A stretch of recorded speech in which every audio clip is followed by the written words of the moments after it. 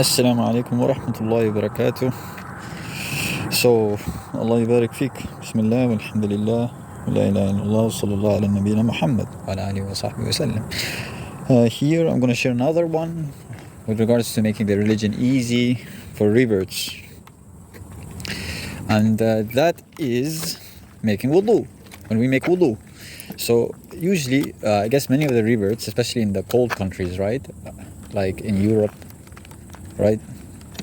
Or in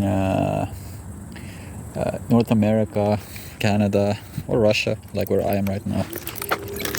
Or also, some other countries, I guess, during the winter. They tend to find it very difficult when it comes to making wudu because it can be very cold.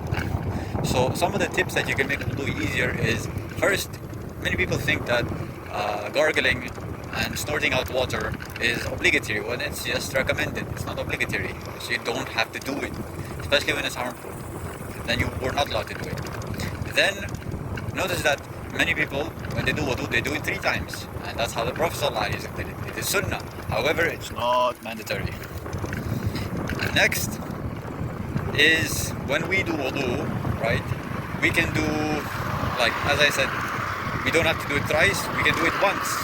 For each limb, we can wash a limb once.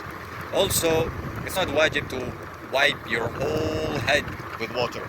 It's sufficient to just wipe a part of your hair, even if it's a strand. Just make sure it's on your head. And another tip. What other tips do we have with regards? I think everybody already knows this. You don't have to make wudu for every prayer, even though it's sunnah, right? But you can do wudu for what you call you can do wudu for one prayer. So if you find, if you're struggling with any of, let's say, any of the parts of wudu during winter or somewhat, like during those times, then you just have to you just have to learn what's fard, and you just have to learn what's sunnah, and that's why fit makes life easier. You learn what's fard, you learn what's sunnah, and you can avoid the sunnah when it's very difficult for you. However, if you don't find any difficulty, then it's better to do the sunnah. Barakallahu fikum. And also, if it's very cold, the water, right, to the point that you fear harm, then you can do tayammum instead and repeat the prayer later. If you're not traveling. If you're traveling, if you're not traveling, right? If you're not traveling, the water is very cold, right? Then you can repeat the prayer later. You can pray without the cold water if you don't have enough time to heat it, and then you can repeat the prayer later with wudu, proper wudu. Also, you do not have to perform all the acts of wudu at once. Rather, it's sunnah to do so. However, if you were to perform all the acts, or some of the acts, and then you would like to take a break because of a phone call, or because you feel that it's very cold and you want to dry out some of your limbs, your hands, or your feet, then it's okay to do that and then continue the wudu later. Wudu means ablution, by the way. Barakallahu fikum.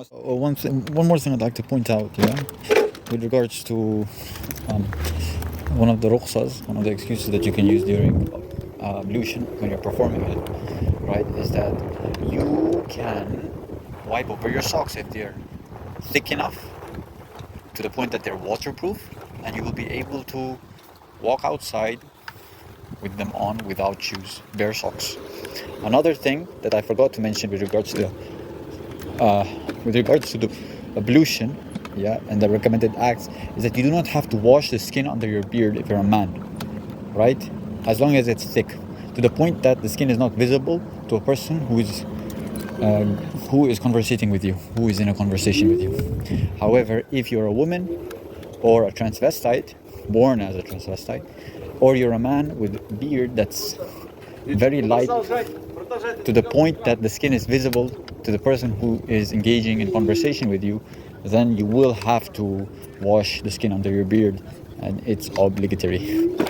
Same thing goes with the sideburns. Wassalamu alaikum wa rahmatullah.